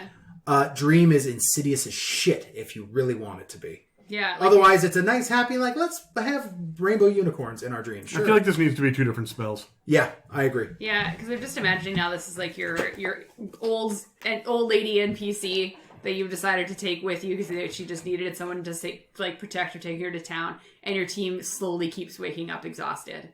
And is slowly being killed by this thing. Yeah, okay, so here's the hint for people at home. Never take your character to the barber. Good call. Yep. Okay, guys, so before we move on to a shout-out, I do want to ask, playing an evil wizard can be a insurmountable task, and quite often it is a necessary one because they are some of the easiest big bad evil guys to go for. Quite often, if you have a high-level party, they're fighting an evil wizard, they're not fighting an evil barbarian. Right? That's true, yeah. So, do we, around this table, have any tips and tricks for running, as DMs, evil wizards? Let's roll. Got a 6. 13. I got an 8. Yay! Megan, what do you got? Honestly, just lean into it. Like, I feel like if you're gonna play an evil wizard, play it and play it well. Do the mind fuckery. Because I feel like if you're playing an evil wizard, you almost have to do the mind fuckery to help them learn how powerful you are. Yeah. Right? So it can be a slow roll. Like when you're playing at the first, second tiers, it would just be like mind, like small, like maybe you do have visions or illusions or what have you. And it becomes a slow build. But it also gives the illusion, like it alludes to the power that you have as an evil wizard. You can't just throw an evil wizard at them at the end and be like, boom, here's this big thing. And now it has all these abilities you've never even heard of. It's almost like they have to like have small snippets of what this evil big bad guy has in store for you as you progress through the story. Yeah, this is... We talked about this in the Campaign Builder series about the idea of earning your enemy. So it doesn't just seem like it's the DM fucking with the players. Yeah. Right? So and I mean, I do this. You guys have seen me do this with hags and liches. And they run around and they taunt you for a while and they fuck off. And they come back and they taunt you again and then they fuck off. Yeah. Over and every time it's a little bit worse. And they're messing with your NPCs now. And now they're taking away your abilities. And now they've killed one of the party members. But not everybody. Just don't screw with me, right? Yeah. So, and they will just continue to do that over and over again. Yeah. Until you're forced to deal with them. Exactly. Right? Like, because we played in a campaign where there was a wizard that was inherently evil from more on the charismatic side. He was just an asshole. Yeah. But the small, snippets that we had in interacting with him, we saw 1 or 2 abilities that taught us that maybe fighting this thing is not the best idea. We should probably either be diplomatic about it, communicate a little bit better, instead of just going in full in battle with it. Like, you slowly teach them, right? Yeah. Yeah. I was next. First and foremost, contingency plus clone. Yes. That's your answer here if you're going to run an evil wizard. Contingency means that you set up specific circumstances. In this case, if I die. And then clone, which is you make a body of yourself. So when you die, there you go, right? Yeah. So contingency plus clone. These 2 things are going to keep your evil wizard alive when that fighter just decides to get a second wind and then action surges and then fucks your day up when you weren't expecting it. Yeah. They crit, you tripped, you're done, right? Well, here you go. Here's your way out. So, and honestly, have them be right. That's my answer for Crazy Wizards. Yeah, that was going to be my main thing, yeah. Is we remember the Crazy Wizards that we all know and love are Thanos and Magneto and the people that are right. When we think of Crazy Wizards, I mean, a lot of people think Voldemort, but I mean, that guy had trouble attacking a school, right? He is not the big bad evil guy. The big bad evil guy of the Harry Potter universe is parental oversight. Right? Boom. Truth bomb. So, and did those kids never learn math class? Like, that was... Nope. No. Never. No. Yeah. So, they're going to have some real trouble with, balancing checkbooks later. No, they just wave their wand at it and it does it for them. If they can pronounce it appropriately. Otherwise, they're going to turn the checkbook purple and then erase somebody's mouth. Leviosa. So, it's... Honestly, it's the sympathetic wizard that people are going to remember the most, especially if they've been slowly corrupted. Mm-hmm. Yeah. So even having them start off as being a good guy, but I like the idea of absolute power corrupting, absolutely. Mm-hmm. I like the idea of there being forbidden knowledges that are forbidden for a goddamn reason. Yeah. I like the idea of you get to know so much. In Call of Cthulhu, there's a mechanic where you make a sanity save, and sometimes you have to make an intelligence check. And if you succeed on it, then you take damage because you are smart enough to know that this is insane. Yeah. I feel wizards would be up against that shit all the time, especially by the time that they're plane hopping. Yeah. They're going to accidentally end up in the far realms, and there's going to be aberrations, and they're going to accidentally scry into Dan's shower, and they're going to go mad. Yeah. And then they're going to just need to burn the world down because of the horrors that exist within the natural world. Yeah. And that's going to be... You're welcome. Anyway, that's my answer. Is crazy for the sake of crazy isn't good. Yeah. Right? Crazy for the sake of crazy is a decent enough villain for tier 1. When you're dealing with level 20 and you're dealing with these large campaign level threats, there has to be some rationality to them. I would even say it's not even whether or not it's tier 1. I wouldn't accept crazy for the sake of crazy if I'm playing a 1 to 5 campaign. If my end fight is just fighting crazy person, I don't care. If they are a step towards the end of it, then that's fine. But I have seen crazy for the sake of crazy work, but only because the game was really built more around it being about the journey, but not the destination. Well, that's a funhouse dungeon, right? That's Dungeon of the Mad Mage. Yeah. And like for that campaign, it was a serial killer wizard who went around and killed people in interesting ways, and it was basically a detective mystery where you had to, like a murder mystery, where you had to like solve and find the clues that the wizard intentionally left in every single one of his murders to lead you to either the next murder or him. And then at the end of the campaign, you fought him, and he was balls out crazy. Crazy for the sake of crazy. But that's just not interesting to me. I want to know what the motivation behind this is. Right, and that would be more my point, is the rarely are people evil for the sake of evil. People tend to have a reason we go walking down that path. We go in depth with that with Terry, which is apt. On our episode about villains, where we say you have to have motivation. Yeah. Right? We talk about, I think it's even in the Pillars episodes where we talk about enemy tactics as well, where there has to be a rhyme and reason to this. There's method to the madness. Yes. Yeah. Right? Even Joker, who is like notorious for, do I look like the kind of guy with a plan? Yes, you do, man. Where you didn't just accidentally have a bazooka. You did that on purpose. In your bag. You have a plan. Nobody just like, accidentally bombs 2 fairies. Yeah, exactly. Right. So he's adaptable. He's chaotic, yes, but there's always a plan. There's always a reason. He wants to tear down the establishment. He's an anarchist. Anarchy is a plan. Yeah. It is a motivation, right? And so I just don't like, and he's sitting there smearing the walls with pudding and shit. And I don't care. Yeah. That's not a villain. That's a patient. It's a victim. Yeah. Yeah. I also like the idea of like either slowly rolling into it with a wizard that starts off having some sort of trauma happen to him after being a good ally of the party for an extended period of time, and then just goes down that path where eventually they do start seeking out the forbidden knowledge because they have to gain revenge for this traumatic act that happened or something, right? Like there has to be justice itself. I find could be could be a motivator to evil. Well, hold on. Try this out for size. How many wizards are the benefactors of parties? Like starting off, tons. You go off and do this for me because I'm busy over here, and then they go off and they do that, but they murdered a shopkeeper because they're a bunch of little murder hobos, and then later on they wipe out an entire goblin nest. Right, and they set fire to it. They don't think about it anymore. But there were babies in there. Like the party would go through and they would kill the evil mayor and then move on. And there's a power vacuum.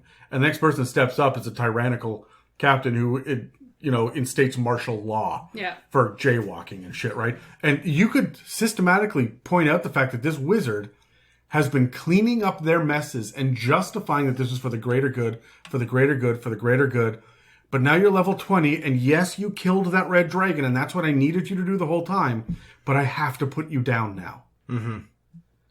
Yeah. You have gotten way too big for this. And you can say things the entire campaign like, we just can't have people that are too powerful in the realm, right? And that's why I can't handle this myself. I've got to limit myself. And then you have the necromancer going, finger of death, power word kill, right? And he's like, guys, I've been telling you since day one. And so here we go. I'm going to have to kill you. This is now a murder-suicide. I'm going to wipe you guys out and then have to end myself for wielding that power. Yeah. Yeah. That's a dark way to end a campaign.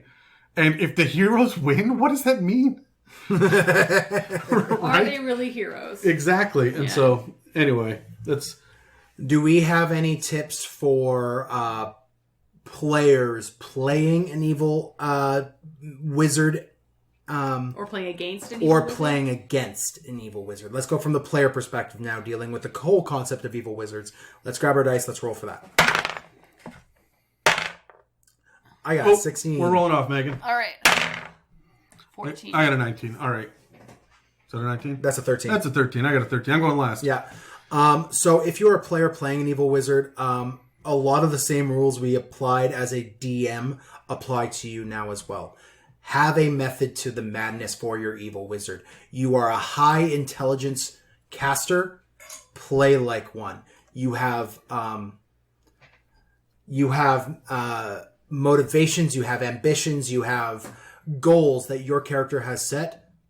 Actually write them down, and as your character's moving through these things, figure out what you need to do to make your way to it.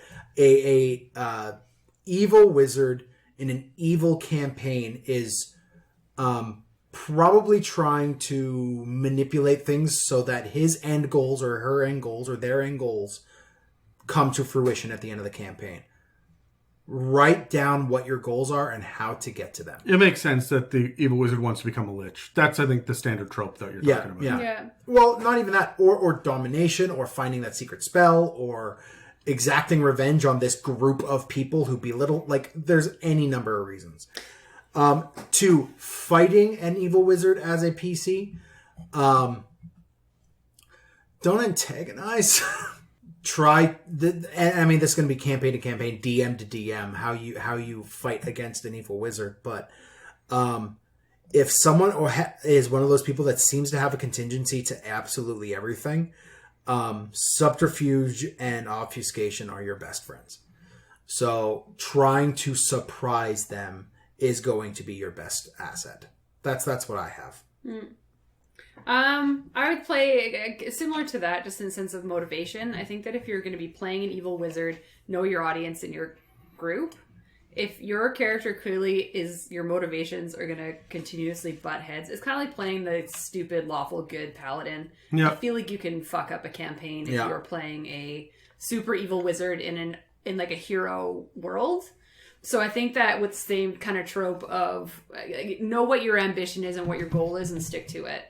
So, and then if your group understands that that's what your goal is and that's why you're doing these weird things, it gives them an opportunity to role play with you, to work with you, not necessarily against you.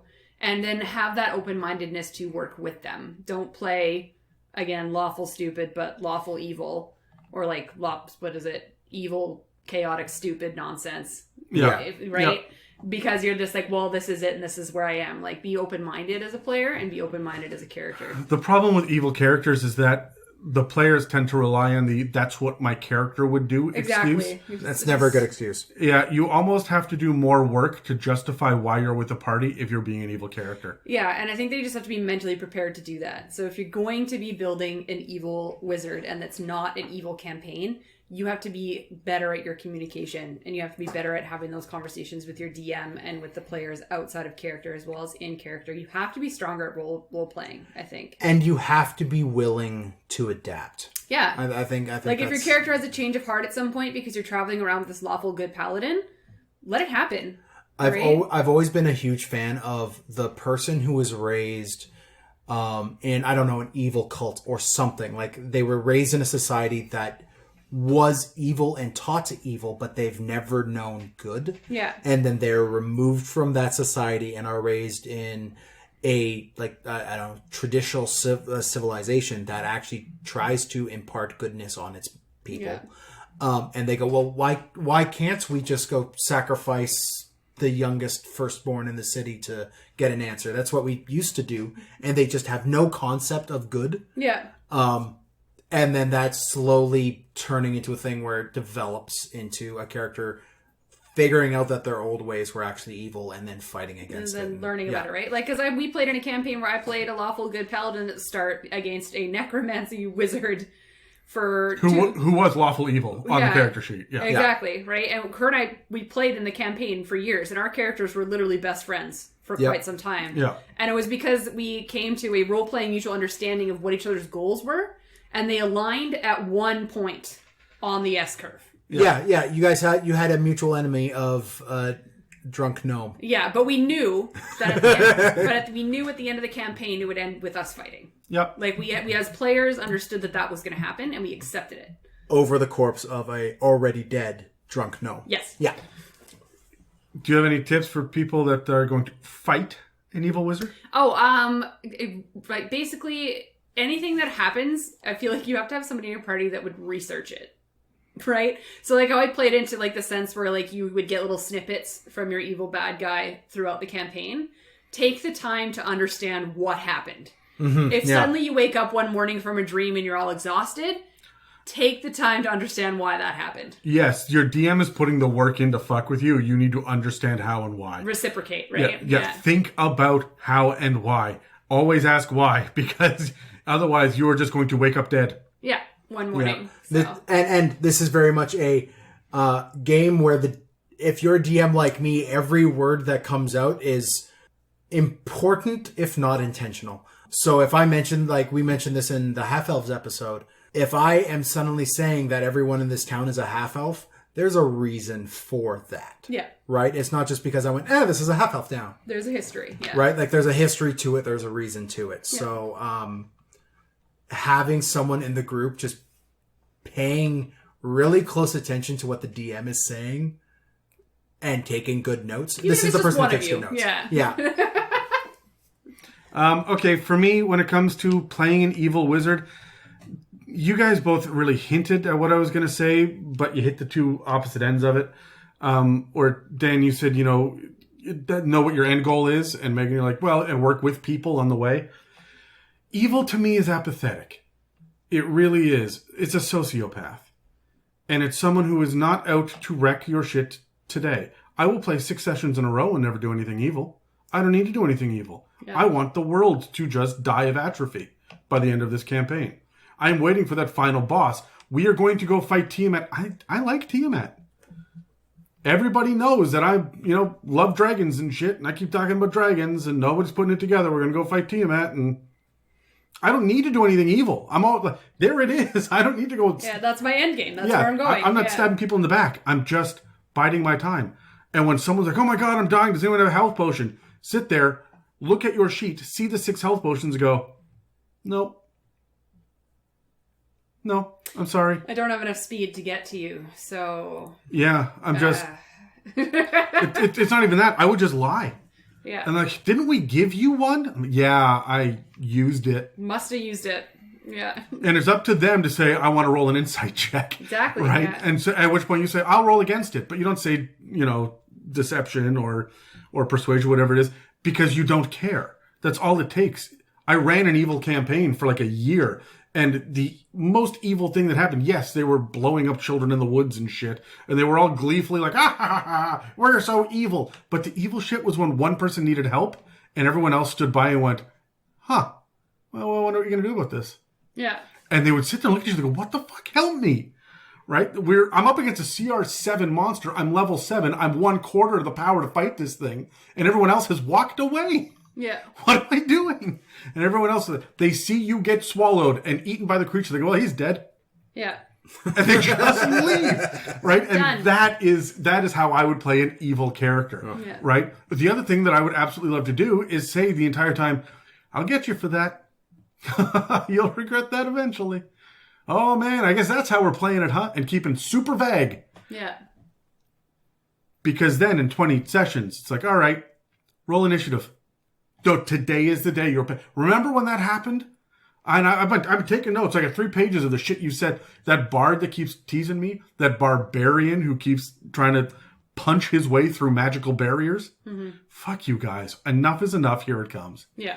Right? So that to me, those are the evil people in my life, are the people that don't give a shit. The people that look around and say, oh yeah, it is horrible that all of this crazy stuff is happening in the world and I feel really bad.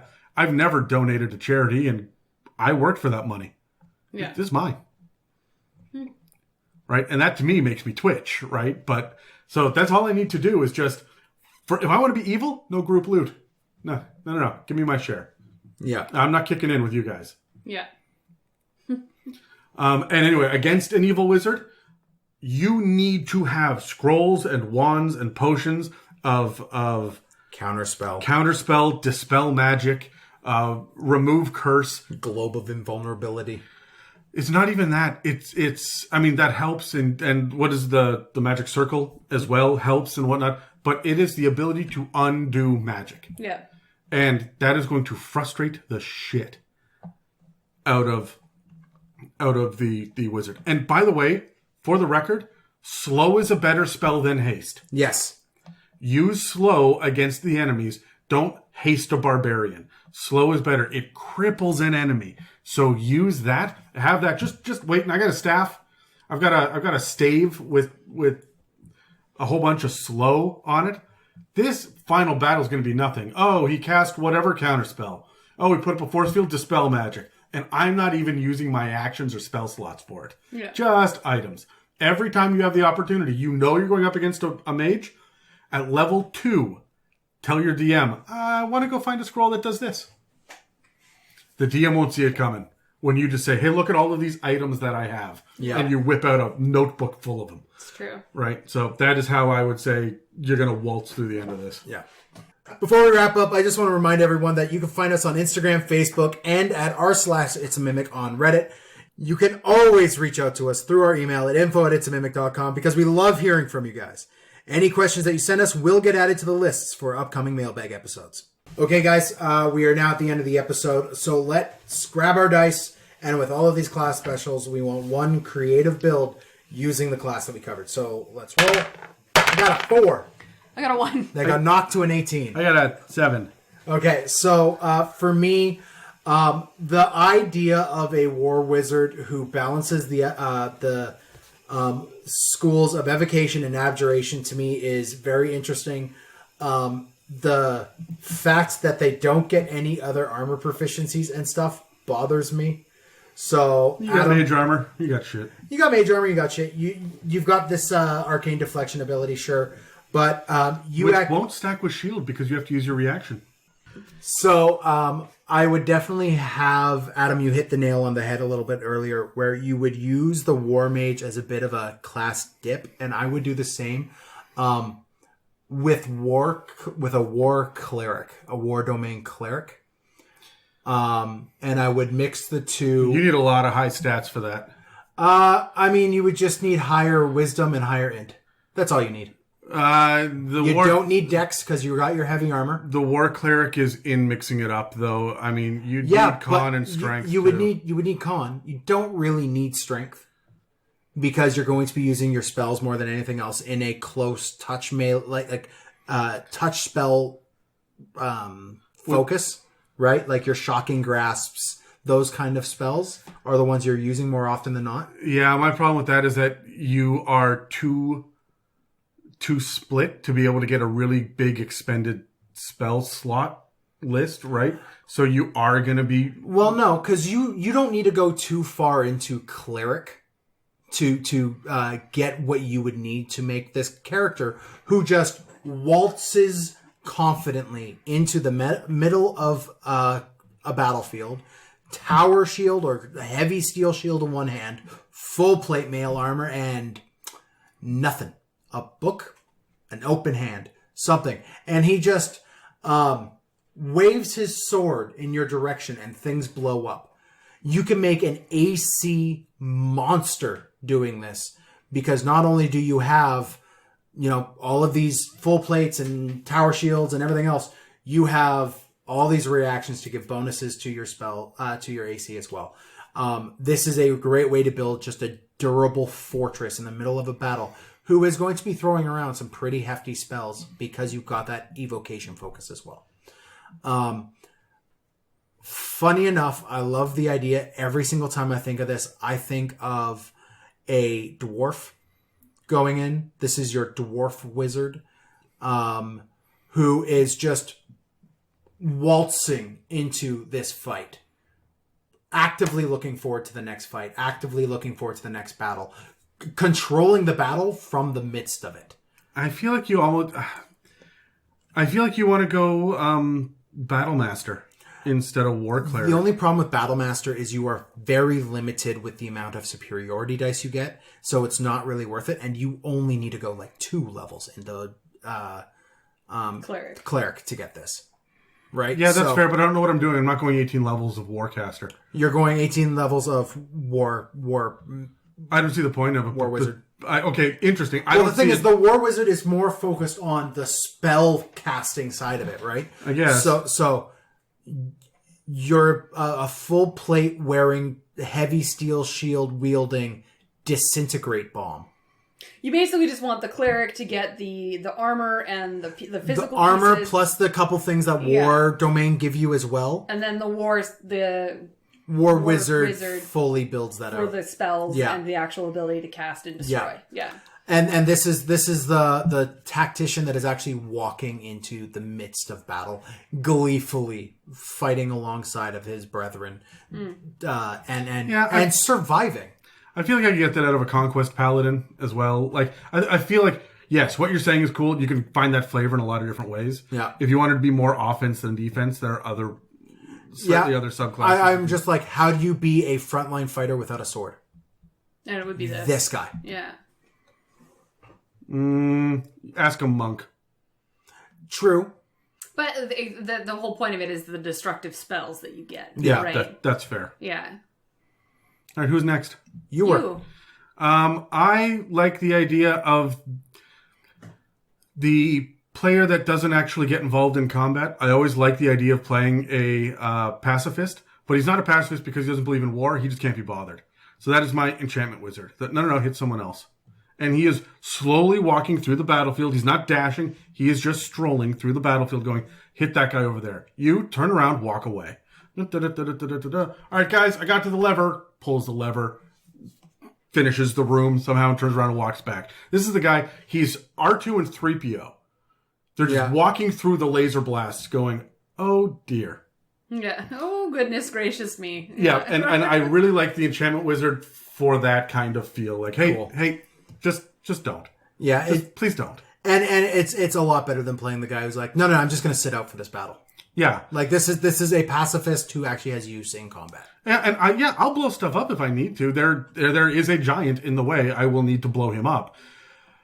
So I guess I'll walk up to him, right? And the idea is that he's almost nonchalant. The enchantment wizard in my head can't be bothered with convincing people with charisma rolls. He just, I'll deal with the bartender. Hold on. Yeah. And he stands up and he walks over, just casts a spell, gets his shit, turns around and walks away. Yeah. Hey, we need to interrogate this guy. All right, fine, I'll do it. Mm-hmm. And he's almost bored with it. And I'm going to play an elf doing this because I want that long lifespan of the, I've seen this all before, whatever. And the fact that I can't be... aloofness to it, yeah. Mm-hmm. And so just walking through and kind of waving the hand at the issue. And when he gets hurt badly, okay, motherfucker, all right, here we go. I got spells. We can do this. Yeah. Right? And just getting louder and louder. And then he gets angry and he comes down and he's like, no. I didn't even want to come to this dungeon anyway. No. Calm emotions. I'm going to cast calm emotions on myself. Relax. Yeah, we got this. Do some yoga. We're fine. Yeah. So, I don't know. I really like that character. That it's less mechanical. It's more of an attitude to it. But I don't know. I love the idea of the guy that I've been waiting to see how to make C-3PO through the classes as we do all of these to see who's just going to waltz through and never get hit. And I was thinking it's probably a monk, but the monks are very intentional with it. Yeah. Right? And I feel like, because they're deflecting arrows and shooting them back and stuff, and an enchantment was just like, leave me alone. No. We're over here. R2, this way. Yeah. Right. Well, and that's good too, because if you ever do take a lot of damage, you could always enchant the large-sized dog to carry you around on a backpack for a while. I would say bugbear, but yeah. Yeah. But this is great for escort missions as well, right? Like, we need to get some escorts to this part. No, wrong kind of escort. Right. Megan, save us. Oh, Lord. Weirdly enough, I thought of something kind of similar in the sense of the age and how it would escort change. party? Yes, absolutely. Okay. Escorts and necromancy. Let's put those two together. No. Wrong kind of necro. Wrong necro. I didn't save it. No, just the sense of what long life would do to your mental aptitude when it comes to the idea of necromancy. And I actually wanted to go up the side of the good. So it's almost like an elf or an ASMR or someone that dabbled in necromancy for quite some time. I know it's weird, right? You're the only person that says that so fast. It sounds like ASMR. And ASMR? I go, your character's just slowly whispered, don't you dare do it, Adam. Slowly whispering. Slowly whispering. I did that for one of the Fiend episodes, and and it was just me for the entire thing. And Stop it. Yeah, Dan got really uncomfortable I listening hate to it. it. He learned some things about himself that night. Gross. Thanks. You guys are the worst. But anyway, spent so much time understanding what death does to the world to the point where they don't want to do it anymore. So they actually have now made the sense that they don't want to kill. So they actually will not take a life. They will, and then their new aptitude for life is the only reason why they would bring someone back is to record their story. So their whole gimmick in life is that they won't kill. So essentially at this point in their life, if they're going into battle, their spells are buff spells, debuff spells, manipulating the ground or the earth, like doing things to help the battlefield essentially, but will not do a damage spell on something and will not give the killing blow to something. And we'll try to bring them back to the best of their abilities, but sometimes it's just an undead. But they would only bring them back in the sense that it's to gather a story. So that this would be a team where they would probably have a bard that's there to take the story, take the song, do the thing, and like commemorate their life, right? So again, this is a person who has lived a lengthy life, understands the value of life, doesn't want to take it anymore, and is more interested in learning from the lives that people have had. So they're okay with the whole necromancy bringing things back to assist, but never to actually kill. So this character seems to have like the same amount of, funny enough, inherent trauma to it. Yeah. Of like the Wanda Maximovs of the world, right? Like no more mutants. We're done. We're done. Yeah. Yeah. It sounds to me like this is perfect for a party with a Way of the Long Death monk, a grave cleric, and a College of Lore bard.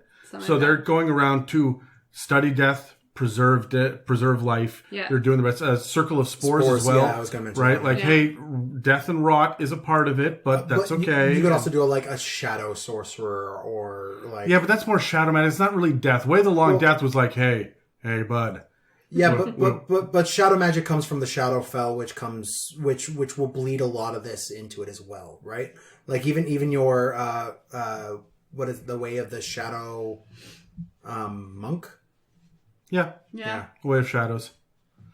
Yeah, shadow sorcery is such a poorly defined thing in 5th ed that I have trouble dealing with shadow magic, wrapping my brain around what exactly it's supposed to do. What role is it filling?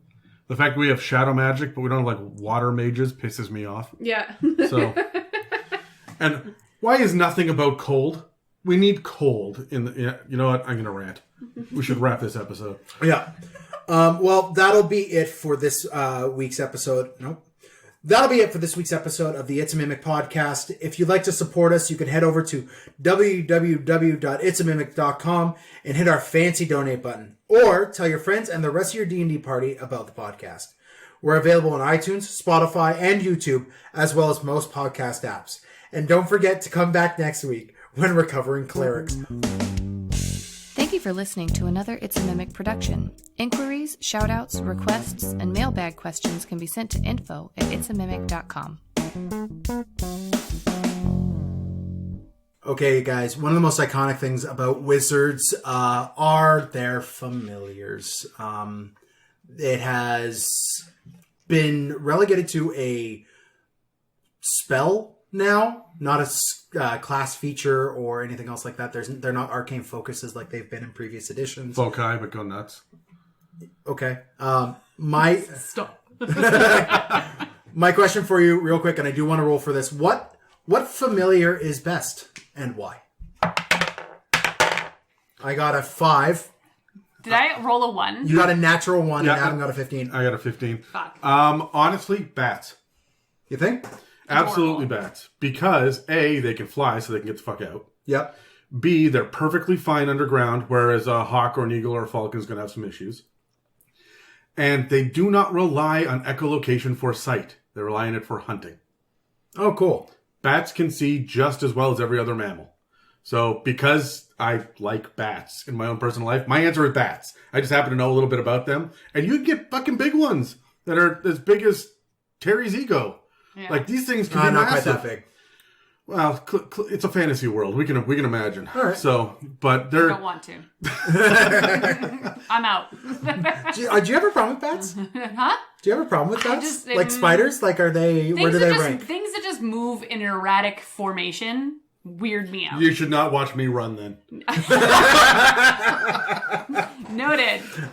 For me, it's got to be ravens. I love not just because I had one for a character, but their ability to mimic speech. To me, really adds a lot of utility to the Raven familiar. Now, Adam, you play this to a great effect by having my familiar constantly cuss me out and call me an asshole in front of everybody. Yep. But Good times. for having familiar be able to maybe speak what you, the warging wizard, is thinking, it works for me. So I like ravens, and they're just as useful in all the same ways you just mentioned for bats, except for the echolocation. But, I mean, they're still incredibly intelligent birds. I feel like bats are going to have a advantage or a bonus to audio, to hearing with perception checks. Oh, yeah. And, you know, they're blind. Not blind sense, but they're going to be better in dim light. You know what I mean? Than a raven. But also, ravens are everywhere. A bat hanging out in the middle of a city in the middle of the day is going to get swatted at, but a raven might not. Yeah. Right? So, yeah, there's a give or take on that. I would still, honestly, for ravens, Dan, nevermore. Oh, God. No, stop. Well, octopus. I guess it's Desert campaign. It's the most inefficient thing to carry around on the planet, but would be adorable. And it just made me think that I actually would just want a familiar that is a ditto. Just some gelatinous goop thing that could turn into whatever I wanted. A ditto is a Pokemon's. It's a Poke Digimon's. Yeah. Okay. This is But beyond me. it's just a gelatinous thing that can turn into whatever you want. So a baby mimic? Yeah, basically. But an octopus would be the closest thing that I could get to that. Yeah, I like that. Oh my god, yeah, because the tentacles can grab stuff. Now I want a capuchin monkey. There you go. There's no reason why you couldn't. And I could, like, go pick stuff up and carry it around and you put a little suit on it. I once had a fairy dragon that was a familiar for a character, and its name was Puck, and I found this really disgusting image of, like, a fat, bloated, dripping fairy dragon, and this thing would just follow behind my sorcerer at all times, breathing heavily. What the puck, Dan? It was the best. Thank you for listening to an It's a Mimic production. Okay, you're done. Get it. Note to self, always add an anus on every monster. Pro anus, is that what you're saying?